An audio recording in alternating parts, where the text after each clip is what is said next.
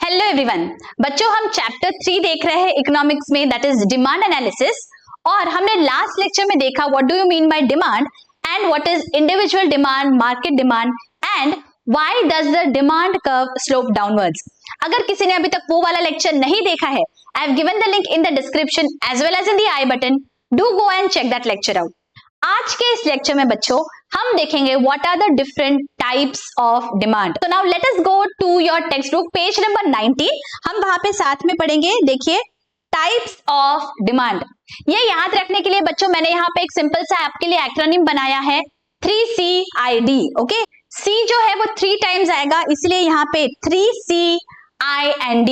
The 3 C's stand for complementary demand, composite demand and competitive demand. I stands for indirect demand and D stands for direct demand. So let us see one by one ये क्या है। सबसे पहला है 3C.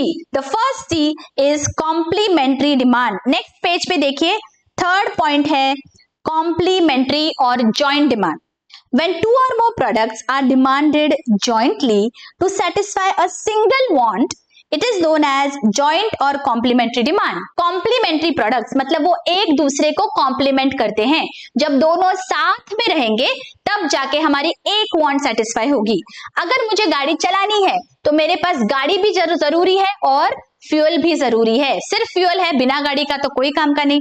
सिर्फ गाड़ी है, उसमें फ्यूल ही नहीं है तो कोई काम की नहीं। So they have to go hand in hand. ये यहाँ पे कार एंड फ्यूल कॉम्प्लीमेंट्री है।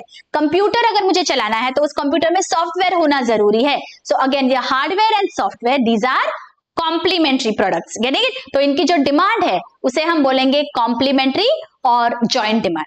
ओके, सो फर्स्ट सी हो गया हमारा complementary. Second C is composite demand. Composite का क्या मतलब है? देखो, the demand for a commodity which can be put to several uses is known as composite demand. For example, electricity is demanded for several uses such as light, fan, washing machine, etc. Right? तो किसी भी एक चीज के जब multiple uses होते हैं, multipurpose के लिए हम वो कमोडिटी यूज कर सकते हैं, हम उसकी डिमांड को बोलते हैं कंपोजिट डिमांड। फॉर एग्जाम्पल, पानी हम इंडस्ट्रीज में भी यूज करते हैं, घरों में भी यूज करते हैं, पीने के लिए भी यूज करते हैं, क्लीनिंग के लिए भी यूज करते हैं। So there are n number of uses. जो भी मल्टीपर्पज यूज होता है उसे हम बोलेंगे composite demand.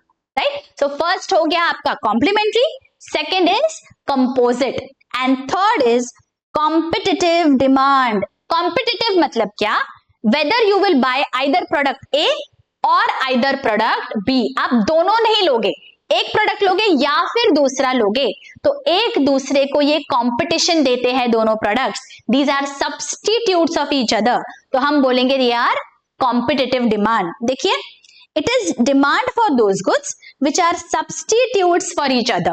For example, tea, coffee, sugar, jaggery etcetera. अगर आपको चाय पीनी है तो आप कॉफी नहीं पियोगे, या फिर आपको कॉफी पीनी है तो चाय नहीं पियोगे। You will decide among the two.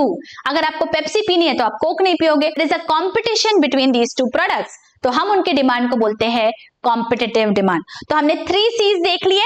3 C's, first stands for complementary, मतलब जहां पे एक वांट के सेटिस्फैक्शन के लिए दो या दो से ज्यादा चीजों की जरूरत है। सेकेंड हमने देखा कंपोजिट, मतलब एक ही चीज है लेकिन बहुत सारे वांट्स को सेटिस्फाई करती है, that is composite. And third competitive, मतलब they are substitutes of each other. अगर हमने एक खरीदा तो हम दूसरा नहीं खरीदते हैं। हमने 3 C's देख लिए। अब देखते हैं I and D. I stands for indirect and D stands for direct. तो let us see direct demand first. देखिए, direct demand, it is the demand by the consumer for goods which satisfy their wants directly. जो भी consumer goods है हमारे satisfy wants हमारे वो directly satisfy करते हैं। फॉर एग्जाम्पल, अगर मुझे भूख लगी है तो खाना मेरा डायरेक्टली वांट सेटिस्फाई कर रहा है। फॉर एग्जाम्पल, अगर किसी को ब्रश करना है तो जो टूथपेस्ट है, टूथब्रश है, it is satisfying the want directly. अगर नहाना है तो साबुन हमारी वांट डायरेक्टली सेटिस्फाई करता है। सो दीज प्रोडक्ट्स जो डायरेक्ट हम यूज करते हैं, डायरेक्टली हमारी वांट्स को सेटिस्फाई करते हैं, उन्हें हम बोलते हैं direct demand. See, they serve direct consumption needs of the consumers, thus it is the demand for consumer goods. Consumer goods अगर हम डिमांड कर रहे हैं मतलब these have direct demand. Direct consumers की want को satisfy करता है, right? तो अगर direct है कुछ तो there is an indirect demand as well. Let us see. Indirect demand. Indirect demand is known as derived demand. इसे वापस आप हाईलाइट कर लीजिए, आपको पूछा जा सकता है indirect demand को क्या बोलते हैं. Indirect demand को derived demand भी बोलते हैं. Why? It refers to demand for goods which are needed for further production.